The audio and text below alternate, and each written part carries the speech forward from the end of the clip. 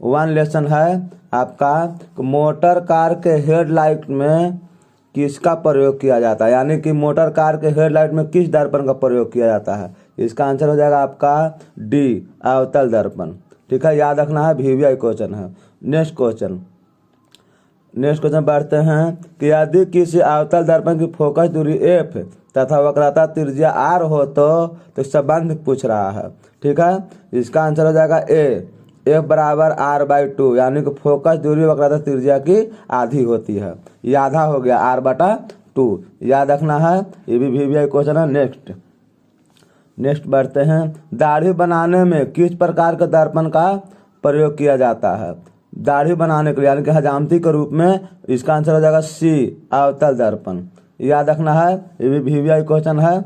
Next question बढ़ते हैं, गोलीय दर्पण में फोकसांतर एवं वक्रता त्रिज्या के बीच संबंध क्या है। गोलीय फोकसांतर अभी नेक्स्ट क्वेश्चन बताएं, पहले बता चुके हैं, ए बराबर आर बाई टू, यानी कि सी इसका आंसर हो जाएगा, ए बराबर आर बाई टू। ठीक है, नेक्स्ट क्वेश्चन, काल्पनिक प्रतिबिंब क्या होता है। काल्पनिक प्रतिबिंब में क्या होता है, यानी काल्पनिक प्रतिबिंब में सीधा बनता है। इसका आंसर हो जाएगा ए। ठीक है, सीधा, याद रखना है। नेक्स्ट क्वेश्चन बढ़ते हैं, याद रखना, बहुत अच्छा सा क्वेश्चन है। फिर छठा क्वेश्चन आपको पढ़ रहे हैं, 1 मीटर फोकस दूरी वाले उत्तल लेंस की क्षमता क्या होगी। 1 मीटर की फोकस दूरी वाले उत्तल लेंस की क्षमता हो जाएगा आपका बी, 1D, डी का मतलब होता है डायोप्टर, 1D इसका आंसर होगा। चलिए ठीक है, नेक्स्ट बढ़ते हैं, याद रखना है, बहुत अच्छा सा क्वेश्चन है। 7वां क्वेश्चन बढ़ते हैं, अवतल दर्पण से परावर्तन के बाद किरण किस बिंदु से होकर गुजरेगी।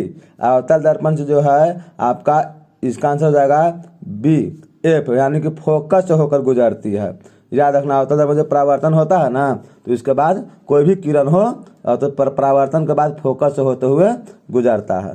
ठीक है, चलिए आगे बढ़ते हैं। नेक्स्ट क्वेश्चन 8वां हो गया, किस दर्पण से वस्तु को कहीं भी रखने से वस्तु के बराबर आकार का सीधा प्रतिबिंब बनता है। तो दर्पण कौन सा होगा, तो समतल दर्पण होगा। इसका आंसर हो जाएगा आपका डी, समतल दर्पण। याद रखना, इसका प्रतिबिंब जो बराबर बनता है समतल दर्पण में, बड़ा छोटा नहीं बनता है। ठीक है, चलिए नेक्स्ट क्वेश्चन आगे बढ़ते हैं, किसी उत्तल लेंस की फोकस दूरी हमेशा क्या होती है। उत्तल लेंस की फोकस दूरी हमेशा पॉजिटिव होती है, यानी कि इसका आंसर हो जाएगा ए, पॉजिटिव हो गया, प्लस VE, और अवतल दर्पण में निगेटिव होता है, याद रखना है। ठीक है, चलिए इसके साथ साथ क्वेश्चन बता दिए, आगे बढ़ते हैं। 10 क्वेश्चन। ठीक है, किस लेंस के द्वारा सिर्फ काल्पनिक प्रतिबिंब बनता है। यहाँ तनता है नहीं होगा, बनता है होता है। ठीक है, याद रखना है, काल्पनिक प्रतिबिंब बनता है अवतल दर्पण द्वारा, लेंस द्वारा, अवतल लेंस द्वारा। इसका आंसर हो जाएगा बी। ठीक है, याद रखना, काल्पनिक प्रतिबिंब बनता है अवतल लेंस द्वारा। आगे बढ़ते हैं, प्रकाश का परावर्तन के कितने नियम होते हैं। इसका आंसर हो जाएगा आपका बी, 2 नियम होते हैं। ये पढ़े होंगे, समझ गए, प्रकाश का परावर्तन पढ़िए होगा। अपवर्तन भी 2 नियम होते हैं, परावर्तन भी 2 नियम होते हैं, याद रखो, वीवीआई क्वेश्चन है। चलो नेक्स्ट बढ़ते हैं। 12, प्रकाश का वन विक्षेपण किस उपकरण से संभव होता है। प्रकाश का वन विक्षेपण मैंने कह रहा है कि प्रकाश जब किसी पर पड़ता है तो किसके द्वारा इसका संभव होता है। वर्ण कैसे पता चलता है, वर्ण मतलब होता है रंग, तो प्रिज्म से, प्रिज्म जब टकराता है ना, तो रंग जो है तो विभिन्न भागों में विभक्त हो जाता है। इसका आंसर हो जाएगा आपका सी, प्रिज्म। याद रखना है, पढ़े होंगे, सब्जेक्टिव क्वेश्चन में मिलेगा आपका, याद रखना है। सरल सूक्ष्मदर्शी में किसका उपयोग होता है। सरल सूक्ष्मदर्शी में किसका उपयोग होता है। इसका आंसर हो जाएगा आपका बी, उत्तल दर्पण। मैंने सरल संयुक्त इसको बोलते हैं, माइक्रोस्कोप बोलते हैं, याद रखना है। चलिए नेक्स्ट पर क्वेश्चन बढ़ते हैं आगे, किसी गोलीय दर्पण की वक्रता त्रिज्या 50 सेंटीमीटर हो तो फोकस दूरी क्या होगी। तो अभी हम पीछे बता चुके हैं कि F बराबर R बाई 2 होता है, तो वक्रता त्रिज्या तो 50 हो गया, तो 50 हो गया से R हो गया, तो R बटा 2, तो 50 में 2 से भाग देंगे तो 25 सेंटीमीटर होगा। इसका आंसर हो जाएगा सी, याद रखना है। F बराबर R बाई 2 होता है, फोकस दूरी होता है F, तो इसी पर बैठा दीजिए, आराम से निकल जाएगा। ठीक है, नेक्स्ट क्वेश्चन बढ़ते हैं। 15, 1 मीटर फोकस दूरी वाले उत्तल लेंस की क्षमता क्या होगी। अभी तुरंत बताएं, पीछे क्वेश्चन, इसका आंसर हो जाएगा बी, 1D। ठीक है, याद रखना, वीवीआई क्वेश्चन है। चलिए नेक्स्ट क्वेश्चन 16वां क्वेश्चन बढ़ते हैं। किस दर्पण से वस्तु का बड़ा प्रतिबिंब बनता है? वस्तु का बड़ा, ये आपको हो गया अवतल दर्पण, बी आंसर होगा इसका। वस्तु से बड़ा बनता है, देखिएगा हजामती के रूप में सेलुलर में लगा रहता है, वो आपको चेहरा जो है ना, कोई भी वस्तु हो छोटा से बड़ा बनता है। ठीक है, चलिए आगे क्वेश्चन पढ़ते हैं।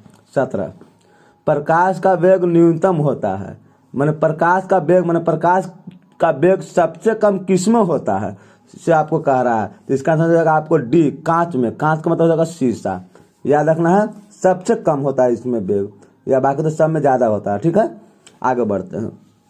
निम्न में से कौन सा पदार्थ लेंस बनाने के लिए प्रयुक्त नहीं किया जाता? ये भी वीवीआई क्वेश्चन है। देखिए, जल है, कांच है, प्लास्टिक है, मिट्टी है। अब आपको समझने की जरूरत है कि किसका लेंस बनाने में नहीं किया जाता। तो मिट्टी का लेंस थोड़ी बनता है। इसका आंसर हो जाएगा आपका डी, मिट्टी का लेंस नहीं बनता है। बाकी प्लास्टिक, कांच, शीशा सब बनबे करेगा।